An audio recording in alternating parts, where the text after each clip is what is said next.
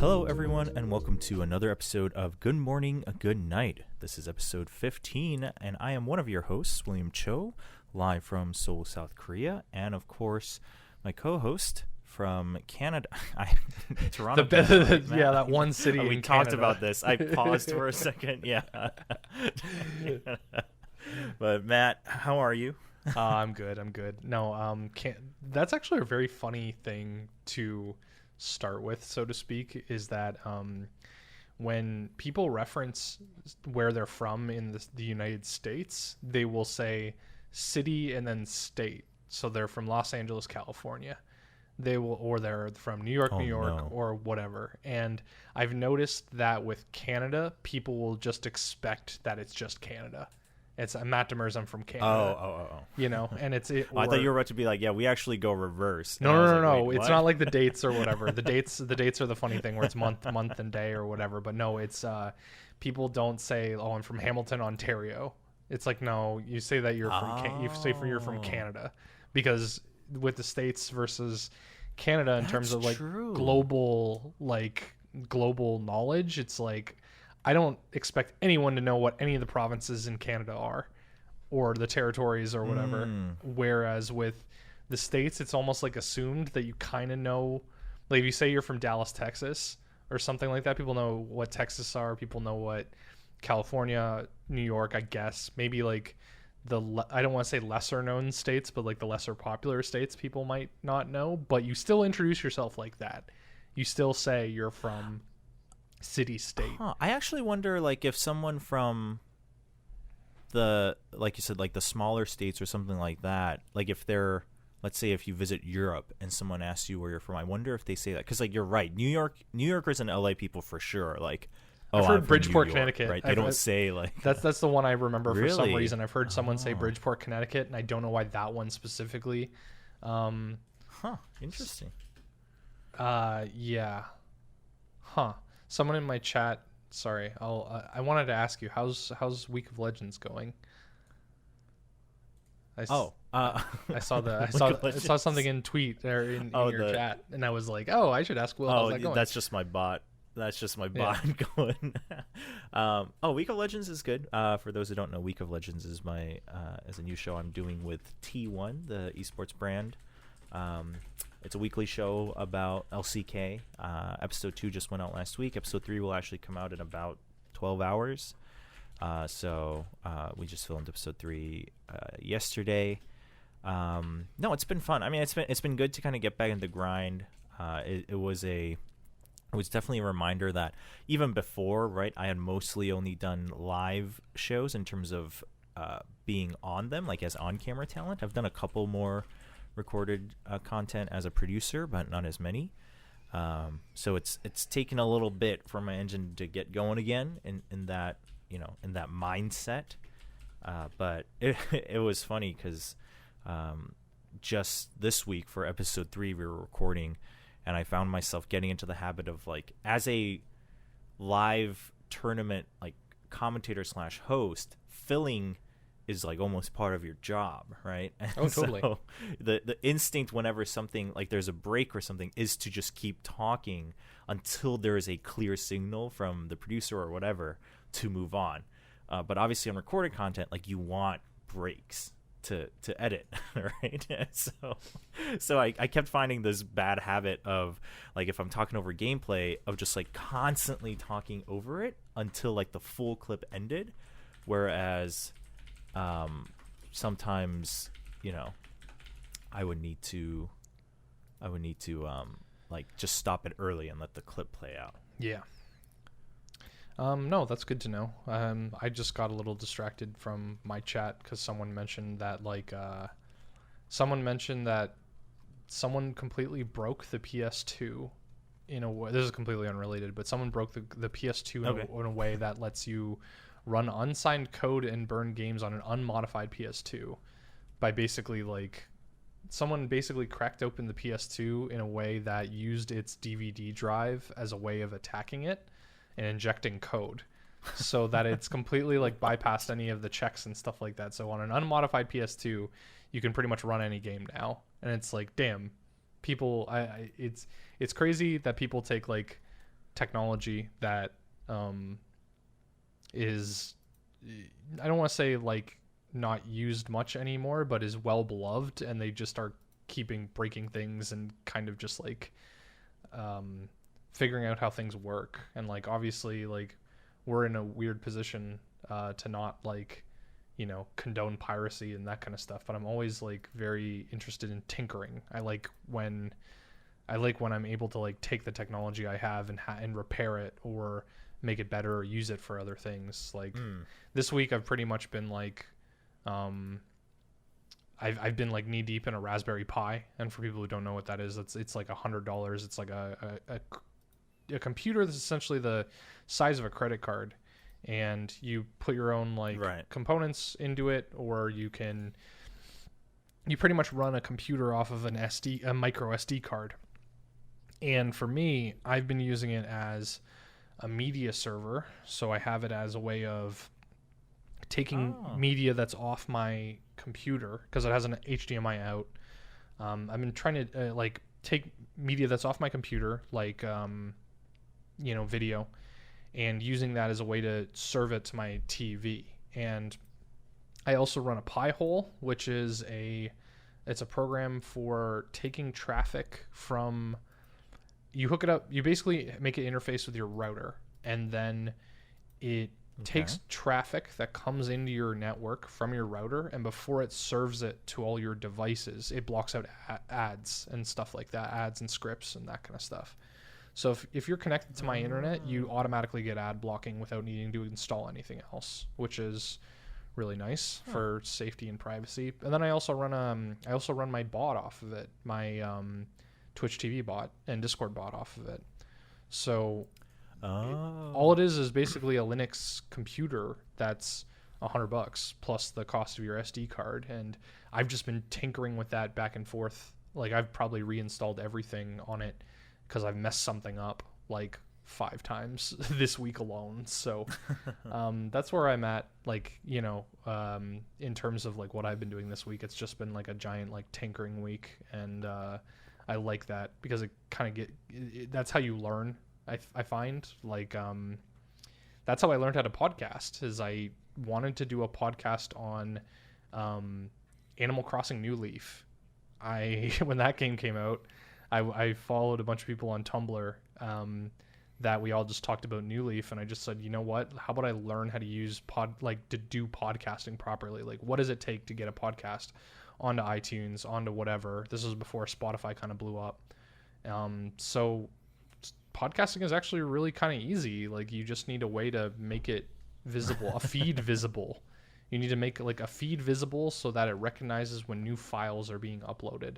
And that's all you really need in order to get a podcast. Like, you just submit that feed to a bunch of different services, and that's how people find it. So for people watching or listening that are wondering how to get involved in esports, and this kind of ties in, I guess, to, you know, learning by doing, like you were saying, you're used to like producing rather than edited content. It's like, if you're doing stuff on your own, or you're finding that like you don't really have a lot of opportunity yourself, taking those small weekend projects and just saying like, hey, I want to learn how to do this motion graphic, or I want to learn how to do a lower third, or I want to learn how to like animate something in After Effects or Premiere Pro or something like that. Like, those are the things that build up a really good portfolio of like knowledge. And that's half the reason I have a job, I think, in anything, is, you know, I took these little like weekend projects to learn how OBS works, or to learn how to like mess around with a capture card or whatever. And it matters, you know, there are people out there that aren't doing that, and they're staying stagnant while you're moving forward. So I don't know. That's kind of like my PSA for the week, I guess. Yeah, I mean, I think it's always good to, you know, obviously there's, you know, do everything at your own pace, right? Is the disclaimer that follows that. But for people who like, I guess the lesson that most people learn once they try it is like, you never have to be afraid of starting something, especially if it's like, you know, as long as you're not trying to as long as it's not meant to be like your main job and you don't have a background in it or something, right? If it's just like a hobby, or you just want to like add a mini skill set, right? For what, and maybe it starts as a hobby and then becomes part of your job. I mean, who knows, right? Yeah.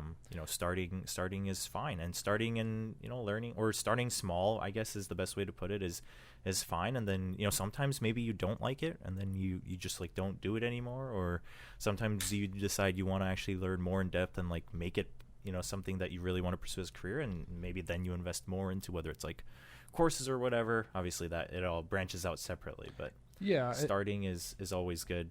Especially for things that you're only doing because they really like interest you. Like obviously you're going to have that pull that brings you into video editing or streaming or something like that, because you're like, okay, I am I'm interested in it enough to try to learn. I always caution people, and I always just say, like, don't take on more than is, like, I don't want to say more than is needed of you, but it's like always keep in mind what your personal bandwidth is, right? Because if you're on top of like a regular job trying to like pull something together like this, it's like always kind of keep in mind that the projects that you take on that are building confidence for you, you want to try to like you want them to build confidence. And if you're taking on this giant project that is destined to fail, you might kind of like do damage to your confidence in a way, because you're not like actually like completing anything. So I don't know, like I said, yeah, weekend projects. I think that's the point I wanted to add, is that like it's not, it doesn't look the same for everyone, right? Oh no, totally. Because like you said, especially right now, both of us have like a bit more flexible use of our time. Yeah. And even before, I would say like to some extent, like esports is grueling, but to some extent, right, there is, because it covers so much, right? Esports is like so much of like media and online platform, like it's a combination of everything. So there are loopholes there where you can kind of make it part of your job while learning something extra. But then obviously if someone has like a if you have like a full-time office job that is day in day out, and then you want to rest, like things look different. But if you wanted to start and what's holding you back is like I don't know enough, then that's the part where I guess the tip of like just you learn by doing it, and then it works out. I guess that's why I phrase it as like weekend projects, because like I always kind of think is that you have the greatest control over like what you're spending your time on. And as much as it sucks, it's like if you're working a 9 to 5 Monday to Friday and you don't like that job and you want to try to get into another area, it's like, okay, well, it's on you to be able to take the time that you have otherwise, and to be able to choose to make that something that you build. And that's speaking from a position of privilege, I guess, where it's like not everyone has that amount of free time or access to things. But in some cases, that's what it takes. It comes down to your priorities, and it comes down to like what you value. Do you value getting yourself out of that situation? Do you value like the for people that have dependents, or people that have pets, or people that have like other things that they want to do, it comes down to like what your priority system is.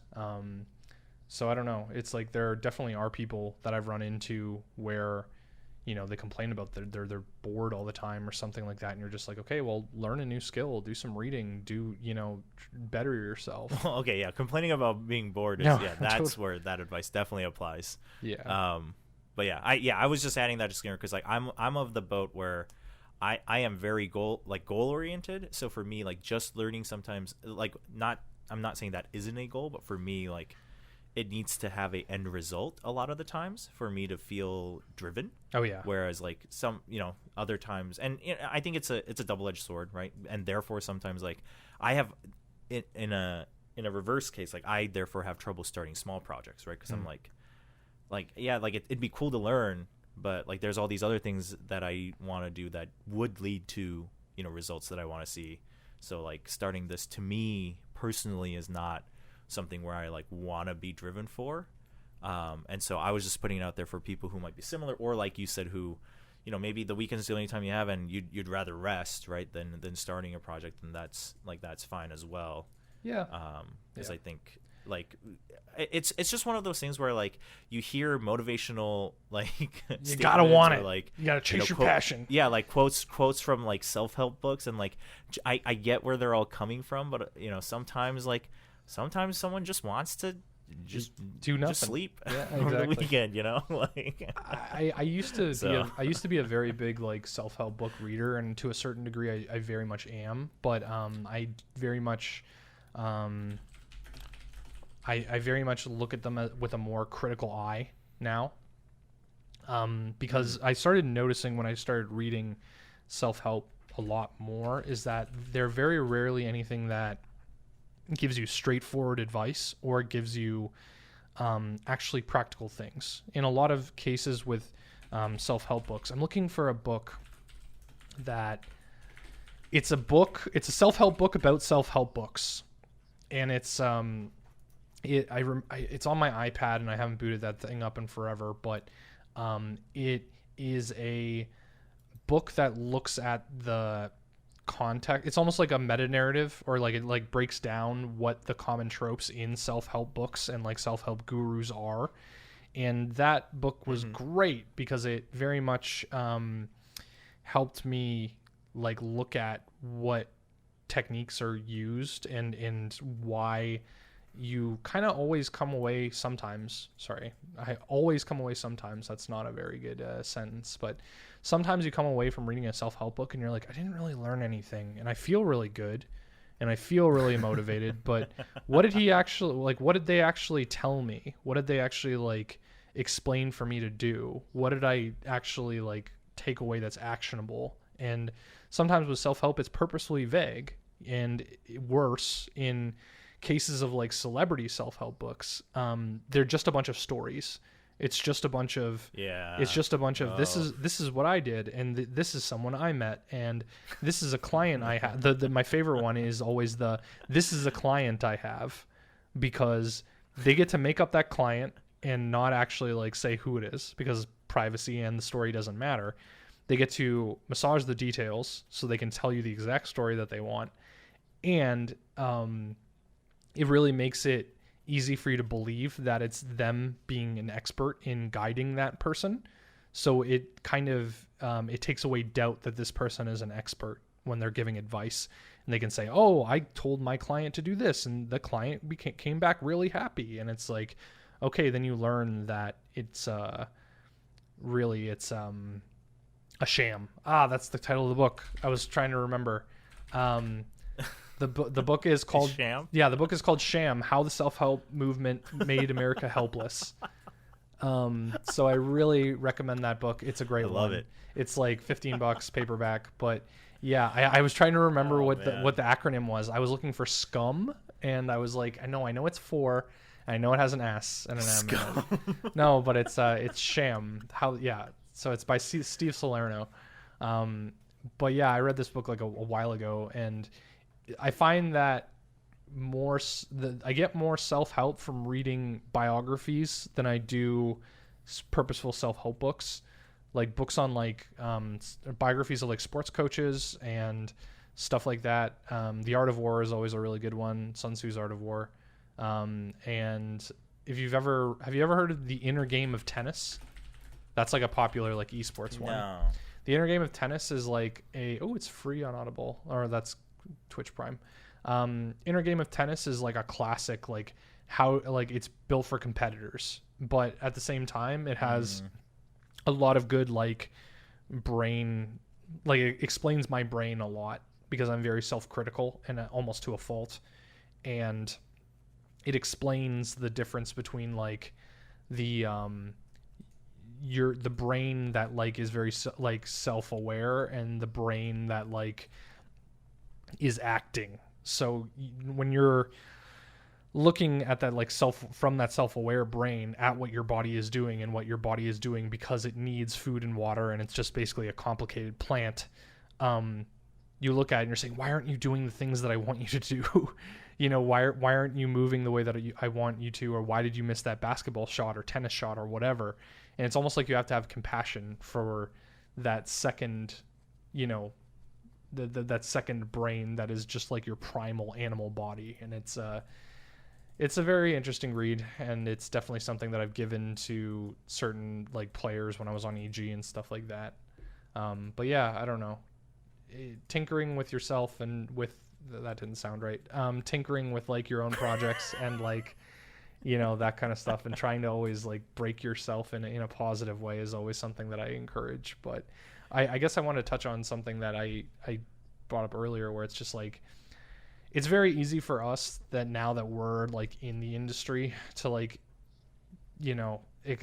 encourage, that kind of project mindedness and stuff. But like, I've become very aware of the fallacy of that, like pull yourself up by your bootstraps kind of like narrative, if that makes sense, where you can't expect everyone to have the same situation that you did, if that makes sense. And that's why it's like I'm always very careful to just be like, oh, just pick up projects, just volunteer, just like do whatever, because it's not everyone has the same circumstances. We've talked about this before, and like in terms of esports being like a kind of a luxury industry in order to get into, but I don't know. It's this esports is almost everything at once. It's lax, but it's also like incredibly busy, and it's like easy to get into, but also incredibly hard to like make a living in. So I don't know. It's still a mystery to me. Isn't it to all of us? Isn't it to all of us? Yeah, we'd all be rich if it was easy to work with. What was I gonna say? How's Kingdom Hearts, Will? Kingdom Hearts, it's good. It's good. Just as a quick reminder for those who may not be up to date, I've been playing. My stream is majority like blind playthroughs of these RPGs. Most of them that I've like older ones, because I didn't grow up with like certain systems or certain games. So this is my first time playing through Kingdom Hearts. Currently on Chain of Memories. I guess that denotes that it's the 3D version, right? Yes, not the Game Boy Advance the version. original Chain of Memories, which is the 2D. Which I will say I've seen the trailer or like a commercial for the original, the Game Boy one, and I'm like, I said this as I started the game. As much as I love the 3D graphics and the new graphics and it looks all fancy, I kind of liked the look and feel of the 2D, and I'm kind of sad that that wasn't included, because it reminded me a lot of a game I really enjoyed called The World Ends With You. I don't know if you've ever played that. No. I'm literally looking at the Wikipedia article for Chain of Memories, and it says the card-based gameplay of this is literally the sentence I was looking at when you mentioned that. The card-based gameplay of Chains of Memories would later inspire the gameplay of Jupiter's next game, The World Ends With You. Originally, the team envisioned a similar card-based game taking place on the lower screen of the Nintendo DS, but eventually this morphed into the battle system taking place on both screens. No. Yes. So that's crazy. So you were very prescient. Wow. Yeah. Yeah. I mean, so I played World Ends With You on my phone. There's a mobile version, which does that still have the two people screens? Who have played both. No, so people who have played the DS version have said that they translated it very well for mobile, but therefore there are certain mechanics that aren't just as smooth, just because it's not separated into a second screen. But not having played the DS version, like I was fine with it, right? And then I had the faith that people around me who had played the original were like, yeah, the mobile one's still great. They were like, I played it again on mobile.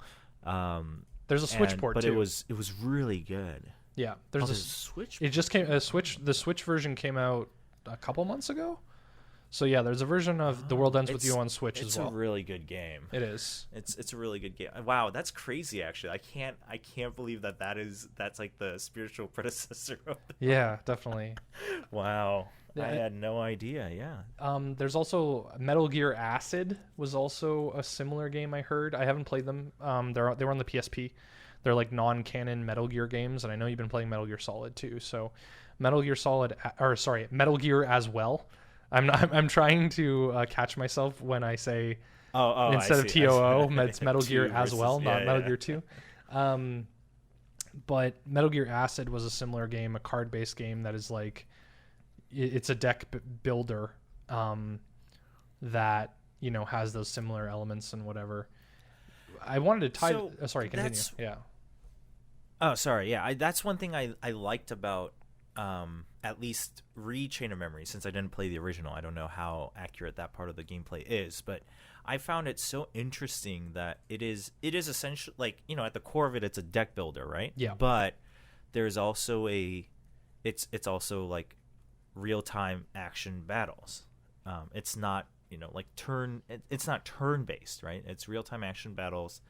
And as I was playing through it, I couldn't think of many games that did that, even since Chain of Memories had come out. But I wondered why, because to me it's such a fun, unique mix. It's kind of similar to there's a game on mobile called Teppen. It's a card game. For those who don't know, it's from Capcom, so it uses the Capcom universe. It's a multiplayer. It's a PvP 1v1 card game, but that's another one where there's no turns, but your like mana bar both just charges like on a timer, right? And you can use it as you wish, but then like depending on if you used your cards first, etc., there's a system in there that allows a feel for turn based, but it's you can't like play your turn and look at something else, if that makes sense. So I just found it interesting that there's not as much, because I really enjoyed the combination that they showcased in Chain of Memories. But you were going to say something like off of that, right? Well, with that, anyways, that reminded me a lot of like Clash Royale, where it's kind of turn based in the sense that you're generating mana, but you're also playing in real time. But when we were trying to figure out what we want to talk about in this episode anyway, Will brought up the idea of playing optimally, and that's probably not playing optimally, but like playing meta. And that was almost something that I was curious if it came up in Chain of Memories, where it's like, when I play RPGs like that, I usually play the most vanilla builds possible, where it's like everyone has a set role. Like if there's job flexibility and stuff like that, I usually am choosing what I figure are the like canon jobs, if that makes sense. Like in Final Fantasy 12, it's like in Final Fantasy 12 there's like roles that are built for those characters, and I usually don't like drastically change who is doing what, if that makes sense. I usually like to keep what is the generally accepted. Like even Final Fantasy 10, you can spec people into other things because of the sphere grid, right? You can go wherever you want. But I usually keep Lulu as a black mage. I usually keep Kamari as a blue mage. I usually keep Tidus as a time mage kind of thing. And it's like, I don't usually. You don't give Tidus flair like I did. I'm now curious to go back and watch some of these VODs because I want to see. I think the only thing that I did was when I did play it as a teenager, I found out that once you can give people black mage skills, I gave Yuna black mage level 2 spells, so you could do all of Lulu's stuff and then Aeons, because my cheese was just charge all the Aeons, go into a boss fight, and then just unleash them once, one after the other. But what was I gonna say? Especially for deck building games like that, do you like? I guess it's unique because if in Slay the Spire and Monster Train and stuff like that, those deck buildings things are like meant to be roguelike, or where you're generating something from scratch every time. But for Chain of Memories, you have like a consistent deck, and that's almost like the Mega Man Battle Network games, where you have a consistent deck that you're bringing into every single fight. And I love the Mega Man Battle Network games; those are some of my favorite RPGs. But I noticed when I popped into your stream the other night, you were playing this boss over and over, but chat was basically like, okay, we're doing this boss, but we're also deck building, or we've been deck building for an hour. And it's like, I'm not saying that to make fun of you or anything like that, but I'm more of just saying like, for a consistent single player thing where you're not really playing against other people, you're building a PvE deck essentially. So do you find that you're kind of being like shoehorned into like one way of playing, or are you kind of just saying, okay, I like this, so I'm just going to kind of like build my entire deck around this? So it's interesting you mentioned that. So I think it's twofold. One I want to, I guess, preface everything with is I've been saying I really like how they've introduced like the different boss battles in Chain of Memories, because they're all like unique in their own way. You know what I mean? Like I can't just choose. Well, I'm sure there is like an optimal deck that you can use for like whoever, but you know what I mean? Like I can't just mindlessly say, "Oh, here are my new cards. I'm just going to put them in," and like you have to adapt mobs and then go into the boss and like you have to adapt. But it's also not like there's not a tutorial, but it's not super punishing. There were like 2 parts where I was like, okay, this feels a little gimmicky from the boss, but other than that, they all seemed pretty fair introductions, right? Of hey, this is the new thing, or like this is what the boss does. Like, what are you gonna do? It's in your arsenal somewhere. Like, figure it out. So I really liked that.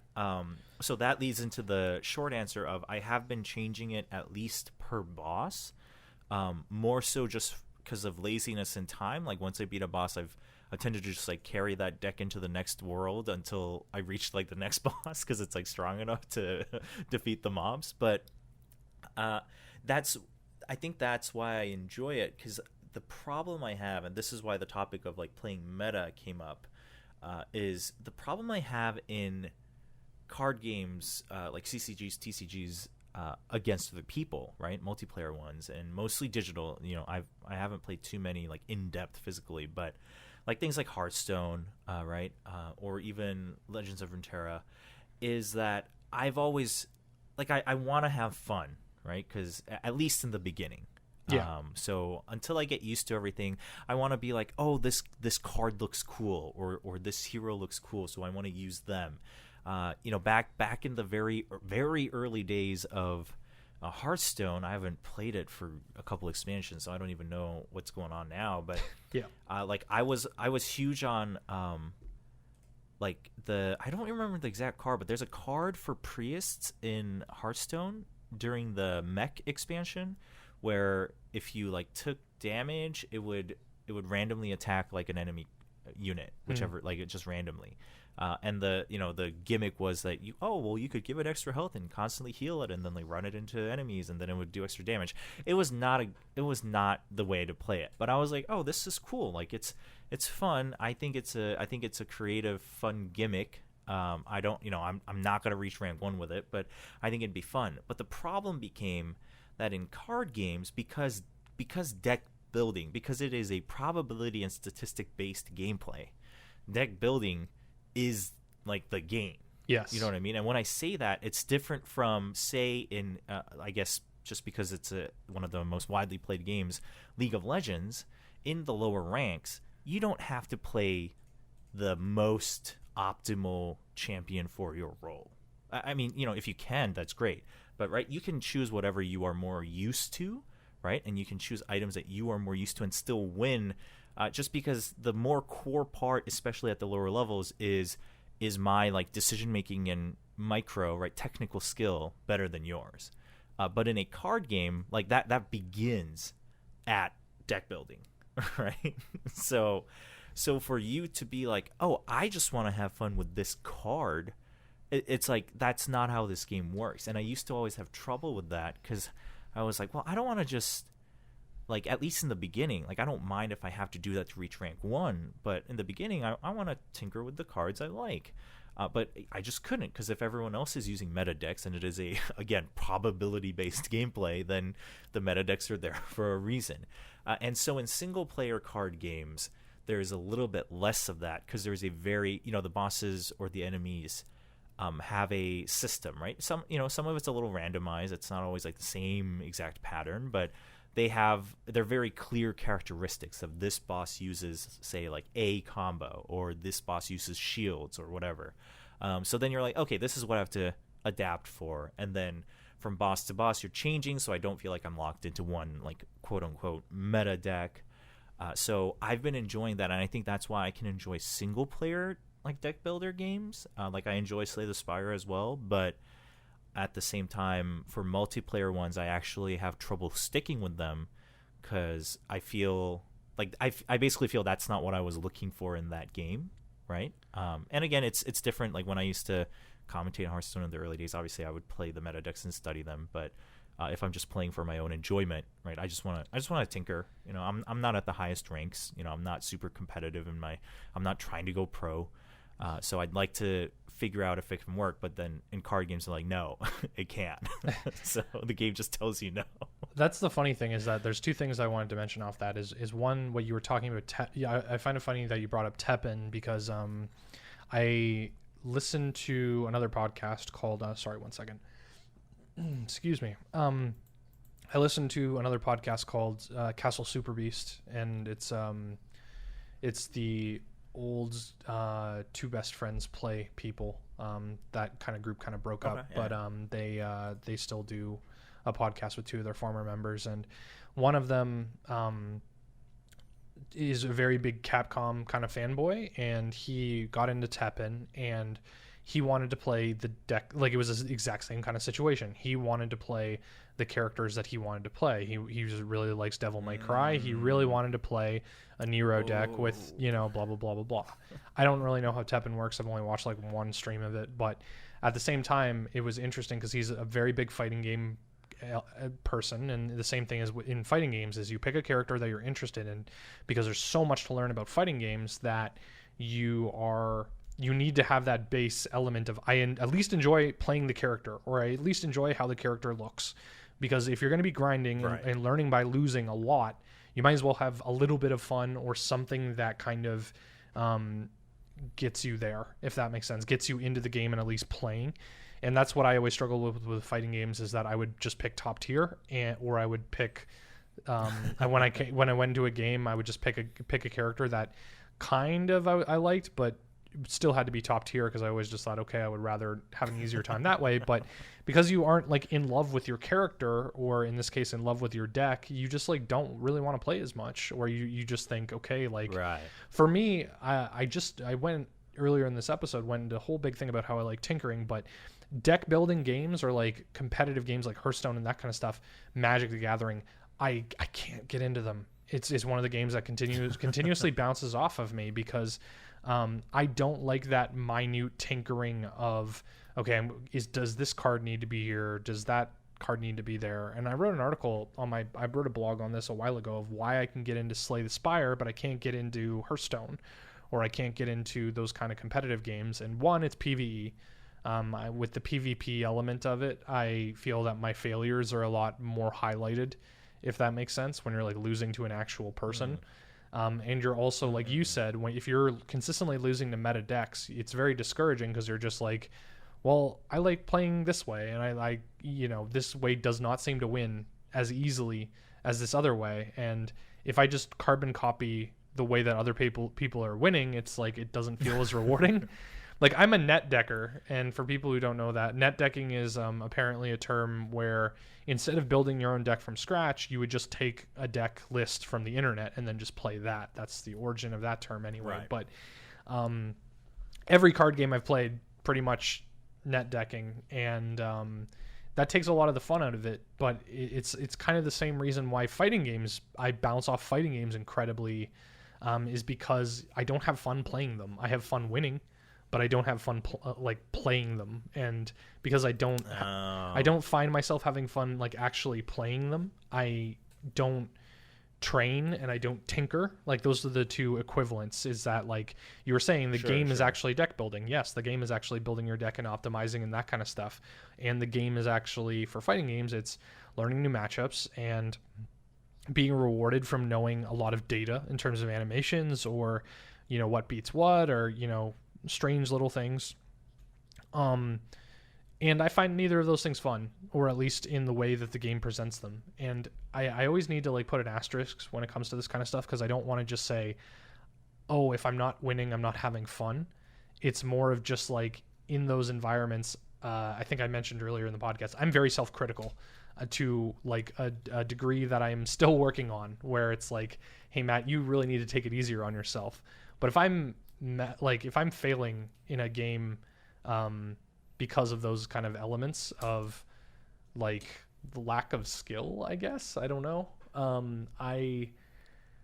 it demotivates me very hard. It's very there I would say fighting games, and I'm not anywhere good at fighting games, so maybe I'm wrong, but the way I've seen them and experienced them myself as well is like both fighting games and card games, the way you train, right? So like every game, if you wanted to train, like League of Legends, like back when I used to, like very, very early on, right? Season 1 of League of Legends, like when I really wanted to get better, like I'd start my play session by doing like 15-20 minutes of just CSing in a custom game, right? Because I was like, this is how you get better. And like, that's not fun for most people, but that's what I did. So any game you can do that, but I would say fighting games and deck building, especially the deck building portion of card games is that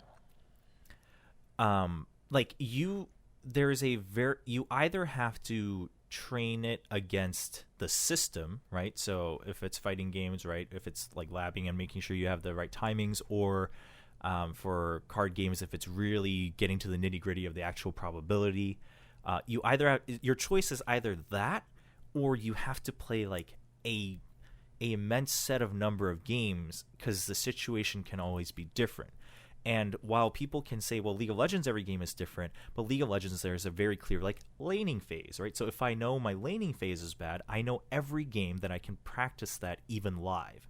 But in a card game or a fighting game, like I don't know if I can practice what I'm bad at every game while playing against a human opponent. Yes, so then exactly. my best option is to practice against a computer, but then it You feels don't bad get off. because it's Yeah. like, well, yeah, I'm like, well, I like, unless I'm trying to really get better and become, to whatever level, like you start, for certain people, and I think maybe both you and me, we're like, well, is this the best use of my time? Because I want to learn while like also enjoying this I want to sleep. interaction Yeah. with another person, yeah, and then also sleep and not have to like just sit here and grind all day. So I think that's the other difference, right? It's like you said, it's not just a matter of winning or losing, but it's the fact that like Leo, and I would say, I guess, mostly team games, and certain games where like there are very clear phases, you can get away with, I can still learn within my own limits while playing a live game and enjoying other parts of it. Whereas 1v1 games and games that are very systematic, you're like, okay, I can't,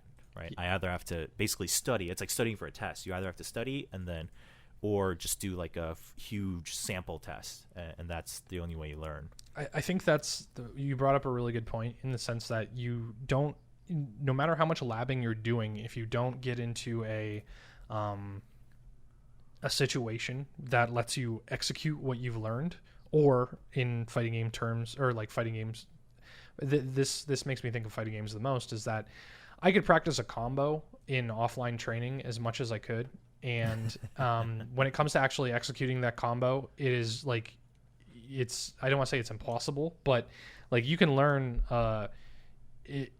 it's different training against the bot that can't fight back than it is playing against a real person. And then Right. it definitely feels that like those combos that you've practiced are still all doable, but at the same time, for me, I was just like focused on A, not dying, and B, it's like when you get a hit that isn't blocked, it's almost like a surprise where you're like, oh shit, what do I do now? Do I like, the muscle memory isn't there to just like go into your combo. So you get maybe like one or two hits and you're just like, okay, well, I guess and then that's another feedback thing. That's another feedback loop where you're like, well, I suck. I had an opportunity to even like, to even put into practice what I learned, but I couldn't even do it. Because you need to have those kind of, that's another muscle memory or another instinct to learn, is to actually like execute that combo and not drop it. And I think that the best way of learning in that case is obviously to like have friends that are at the same level as you, or similar levels, I guess, because it always sucks being in a group of friends and that one person is really good at a fighting game and everyone else is kind of like having like decent matches, but then that one guy's just like stomping everyone and you're just like, man, that sucks. But bringing up Dota, or MOBAs, I guess, not specifically MOBAs, but with Dota, I want to get better because a lot of my stack is better than me. And I want to be better in service to that stack. If I didn't have any friends that played Dota, I probably wouldn't play it as much, or just actively try to get better at it. Every once in a while, I go through a phase of thinking that I want to get into a 1v1 game, where fighting games, like there's this big kind of almost like promise with fighting games where it's like, you'll have this like spiritual, I don't want to say spiritual awakening, but it's more of just like, you will be enriched by the idea of self-improvement, and then eventually like winning again when you didn't before, or climbing the ranks, or like seeing the work that like, it's a very kind of, like you said, pull yourself up by your bootstraps kind of situation, where you're like, man, if you just put in the work and you learn those animations and you learn, what's good, and you just play and lose enough and you learn by losing and enjoy the the journey of self-improvement. You will be like a stronger person for that. And every once in a while, I think I fall for that. I don't want to say fall for that trap, because that's definitely a real thing. But to me, in my current mental state and how I process wins and loses and how I spend my time, I'm more chasing that feeling than the enjoyment of the game, if that makes sense. Like, I don't want to pick up I don't want to pick up Street Fighter. I want to pick up Street Fighter because it's the most accessible and the most like popular game in the fighting game, genre. So I'm always going to be able to find people, and I'm always going to be able to find resources. Like, I'm not going to go pick up like King of Fighters 98. Because like the people, like, even though that's an amazing game, that's a universally like amazing game for a fighting game, the only people you're going to find playing KOF 98 are people that have been playing KOF 98 since like came out. So you're just going to get rocked over and over and over again. And sure, there's resources and whatever, but you don't really get that same kind of feeling with like a match made game, where like there's a reasonable expectation of facing people similar to your level. And like you said, there's phases of the game, right? If I completely botch a lane in Dota, maybe Dota's the harshest example, where if you lose a lane, you may lose the game. Yeah, Dota's probably the harshest example of it, where like early game mistakes and an early game lead can be insurmountable. But there's at least like, I don't know. The worst feeling in Dota is that it's 40 minutes in and you're just waiting for the game to end. You know that you can't do anything to actually win, but the other team isn't actually like, doesn't have the initiative to actually end the game. You're just sitting in your base and you're like, well, there's this small little bit of hope that I can maybe pull off one team fight, and then I'm going to have to do that like 3 more times with the same amount of like anxiety around the coming fight. But for the most part, it's like there are certain turning points in the game where the game can turn and the momentum can turn. So I don't know. It's like you said, playing a game is how you express creativity to a certain degree. And if you see that as a good like use of your time, it's easier to shrug off losses. Like I find myself enjoying Dota a lot more now that I don't work for an esports org, because Dota, even though I was never expected to be good at Dota for my job, it still felt like it was part of it. Like it still felt that, okay, like I would love to, be included, play with other staff, or God forbid play with players and stuff like that. I would love to be like, involved with that kind of stuff. And also it's like there's kind of like I don't want to say unspoken, because I've never really like looked at it this way, but I'm looking for the right words to describe it. But it's like, if you're working in esports, you kind of want to be good at some game, because that's at least kind of a check of this person is taking this seriously, I guess. Like, I don't know many people who don't play games at some degree in esports, I guess. Maybe some like production people who have like were working in like TV or production before, and esports is just kind of another niche for them kind of thing. But to a certain degree, it's like, you want to at least have some kind of, I don't want to say hardcore like rep, but I want to take at least one game like seriously and be able to say that it's like my game. So I don't know. Now that I don't work for EG anymore, it's been very easy. It's been a lot easier to just open up Dota and play. And I'm surprised at that. Even though I'm losing a lot more, I've lost like 500 MMR in 2 weeks. It has not gone well. Well, it's probably tied to also like, when a hobby becomes a job, right? Yeah. People talk about that a lot. But I think the other thing is, well, kind of tie into what you said. And so one of the reasons I had brought up this topic when we were getting ready for the podcast is there was a recent discussion on Twitter, thanks to global gaming phenom Ninja, had mentioned something along the lines of like, hey, don't feel like you need to play the meta characters. And the example he gave was in Valorant. If your team doesn't have a Sage, but you don't like Sage, or you feel you're not good at Sage, like, don't feel that you have to play Sage, because a bad Sage is not helpful, right? It's only when it's you're competent at your own skill level. It wasn't obviously that wordy. It was a single tweet, and then there were some other people within esports responding like, no, that's not how you should play. Like, you only learn by like playing the most optimal characters, or the most optimal way. And the reason I found that so interesting is it just once again showcases that different people and also their different audiences and environments, right? So one of the responses was from someone who's an analyst for a League of Legends team, and so for that person, like, yes, you're I can only imagine that you yourself and your surrounding environment is very heavily focused on like becoming the best. In which case, I would fully agree. Like you know what? Even if it doesn't seem fun to you, like you just gotta accept it and learn. Because if your goal is to become the best, like that is now your definition of fun, is becoming the best. And so therefore you have to play the most optimal or proven and meta characters. But then for someone who's, say, like playing in silver, and like they want to win, right? They want to improve, but also maybe they're only playing like 2 games max a day. Even that might be a lot for some people. Like I would agree with Ninja, right? I would agree with Ninja, and I would say, yeah, you know what? Like, don't feel that you have to play a certain character. Also don't argue with people who have tested it and be like, you're wrong, right? You can admit that, oh, okay, so I get that that's what an optimal team looks like.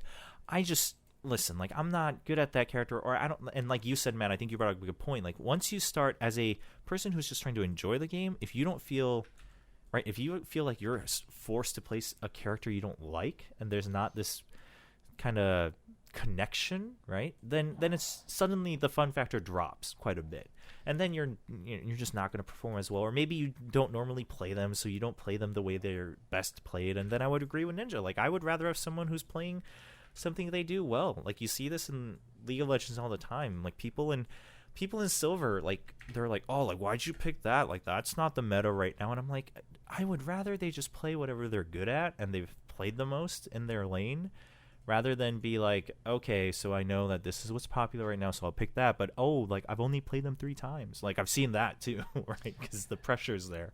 Yeah. So it was just an interesting conversation where competitive games, especially in today's day and age, like with the way esports is, like in some ways they have to be more accessible, right? But at that point, you also, if you're one of the people that are striving to become the best, you have to accept that there's also this majority now where that isn't the goal, right? Winning is a goal, but not to be the best. And there's a division there in what's, quote unquote, I guess, acceptable. I think that esports has kind of made the conversation more complicated, because before, well, maybe not, like it's very difficult to say before esports, because like let's just say before like like when is that, right? Let's say like pre 2012, like, so let's just say like pre LCS and like pre Twitch and stuff like that. Even people are looking at pro players and thinking that that is the ideal way to play the game, if that makes sense, or the only way to play the game, because those people are professionals. They must know. And like, I bet every NFL team or every quarterback would probably love to just Hail Mary throw the ball every play, but you can't play like that at a professional level. You have to be, there's a reason why people, run the ball or, punt or whatever, they're getting paid to play the game. But in most cases, it's kind of a paradox where like you're looking at a pro game and you're saying, okay, this is the way I should play the game. But in the majority case, when people ask how they can get better at a low level of a game, the probably 10 out of 10 times, all you're going to hear that's actually actionable is play the game more.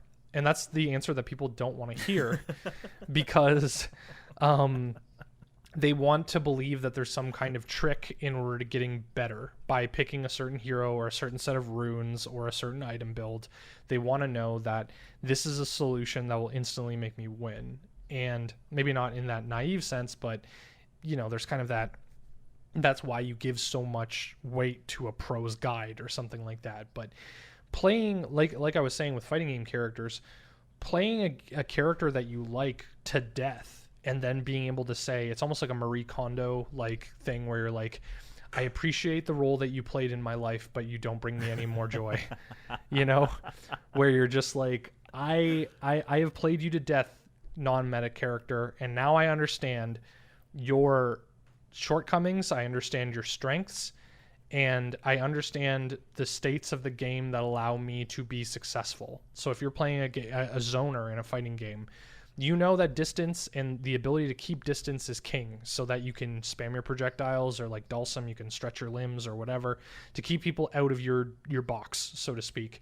And in MOBAs or whatever, you know that if you're playing a very mobile assassin, but you're made of paper kind of thing, you realize that the most optimal situation is one where the enemy team doesn't have a lot of lockdown, and they don't have a lot of vision, and they don't have a lot of ways of knowing where you are and what your cooldowns are, whatever. But as you progress to other meta picks, you need to have the knowledge in yourself to know why it's strong. And that only comes from that only comes from playing the game. And that's what people want to skip by picking meta picks in the first place. So if you're picking like a very strong, like in Dota, the zoo meta, quote unquote, is what it is right now, where you pick a lot of heroes that can push easily, summon a lot of units. If you're just picking those things without knowing why they are strong, you're not gaining the actual knowledge that allows you to become better at the game. Sure, you will spam a strong pick, but once that actually like gets patched out or whatever like that, you're suddenly like, oh, what do I play now? You don't actually know why that thing was strong, and you don't know why the I don't know, Dota's kind of like helped and hurt itself by having like in-game guides that just show you what to pick. Because for me, I'm forcing myself now to actually mouse over my skills and learn what they do and how they scale. Because if I'm just like blindly following the guide that I've subscribed to or whatever, like for people who don't know, in Dota you can subscribe to a guide in game and it'll tell you every time you level up what to skill or what items to buy or whatever. But I don't know what 35 attack speed is. I don't know if that's a lot or a little. I don't know. I've been playing this game like almost 10 years, and I don't know what a good amount of attack speed is from an item, you know? And like the people who know what good meta picks are or make off meta picks work, they know exactly how far they can push their character. You know, if that's the other thing, is that like recently I've actually grown a lot in playing support, because I've just had people being like, you are not strong anymore. Like early game supports, you can do some decent right click damage, you can initiate fights, whatever. But for me, I would keep that attitude going on to the later game, where enemy carries and stuff can just one shot me. So I'd just be like, okay, playing way too far up, playing way too far out of where I should be. Going up, stunning once, dying, and then just being like, well, that was my contribution to the fight. And it's like, no, it's fine to realize that at a certain point of the game, you should just be hiding behind your cores. And if your cores, like your damage dealers or your initiators or whatever, are in trouble, that's when you use your skills. And it's like just learning that little small thing about when I'm strong and when I am not, and when the game has changed to, okay, I can be a little bit more aggressive and I can't. That has accelerated my game in Dota in like a month, much faster than just like reading guides or watching pro games or whatever has. And that only comes from experience. That only comes from like a game where someone tells you to do that.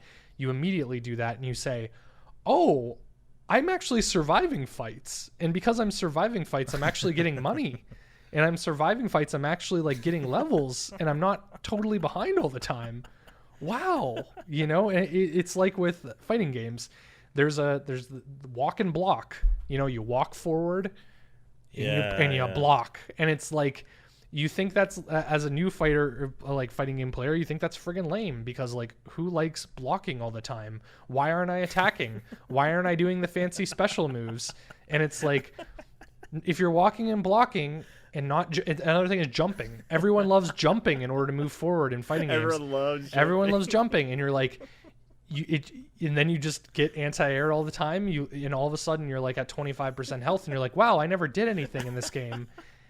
And you're just sitting there and you're like, wow, this sucks, I'm not having fun. But then you're like, wait a second, if I just walked instead of jumping, because, you know, jumping is what you feel does things, but at the same time, you can't block in the air. So I love the fact that jumping is such a trap in fighting games. Jumping, it just baits people. Like you said, it's like it because there's more action, you think you're able to do more, I but can- a lot of yeah. times you actually do less. I can do a crazy like jump kick like inward, and it feels really good to land. Oh wait, they blocked it. Now what? Oh shit, I've lost 30% of my health, and the enemy comboed me a ton just because. And it's like, okay, it sucks because that's like, again, you were saying play against the PC or playing against training.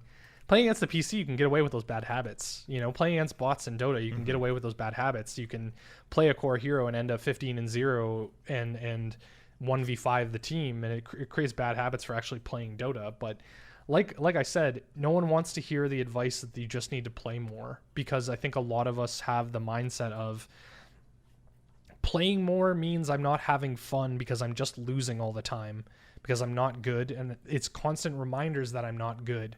So why would I play more when I can just do other things, And it takes a specific person to want to tinker with a deck list or play fighting game training mode for hours or lose 15 games in a row and still think, oh, I had fun and I really enjoyed myself, And having good people to play with makes that a lot easier. Like if me and 2 or 3 friends had nights every once in a while where we just played fighting games and all of us like were leveling up, so to speak, at the exact same level, I could win 50 or I could lose 15 rounds in a row and still have fun because it's with my friends and I feel like I'm learning and I don't feel like I'm getting stomped every time.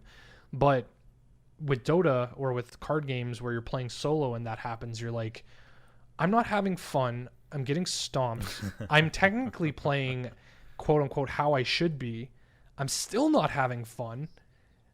Why am I spending my time on this when I could be spending time on other things or sleeping or cooking or whatever? And it's that mindset is something that, this is a completely other different podcast topic, but it's like I almost want to tell people that it's okay. If you have that mindset, if you're frustrated and you're not actually enjoying it, for me, it took me a really long time to actually just be like, that's okay. That isn't a weakness of you. Like for fighting games, I would always just think, man, I really want to enjoy this and I'm not. And so many other people are having fun and so many other people will tell me that if I just keep working, that I will enjoy it. And by giving up, I'm being not being selfish. I don't know if that's a weird way of putting it, but it's like, I'm not giving it the chance that it should because I'm just not that good enough, or I'm just like impatient, or I just want to win all the time. It's very easy for me to infer all these bad things about myself because you want a reason. There's almost 2 ways of thinking about it. There's people who look for an excuse just to justify their feelings, but then there are people who like use excuses to like almost prove their own feelings wrong. It's totally fine for me to not want to play fighting games, but it's almost me thinking like, oh, there must be something wrong with me if I'm not having fun with it. Like I said, I'm very hard on myself. I mean, it's also who you're surrounded with, right? Like yes, if a vast majority around you is enjoying fighting games, then it obviously makes you question it. But like, I've like talked to people within the fighting game community, but like personally around me, I didn't like grow up with a lot of people who like really played fighting games a lot. So like for me, it was one of those things like once I started working in esports and, whether I worked on fighting game shows or talking with people who were involved in the fighting games, for me, the idea was already there because I didn't grow up with people around me that were playing it a lot, where I was just like, oh, like that's not for me. I mean, I did try on Street Fighter 4 for a little bit and it was fun, but yeah, it's just different priorities. But like you said, I think in terms of also like accepting yourself, that's part of it is, who's or how much of the people around you are like involved in certain games or whatever activities, for sure. Yes. Well, what are you doing this week? Where can people find you on the internet? You can find me on Twitter and Twitch. It's Will Chobra for both, so WILLCHOBRA.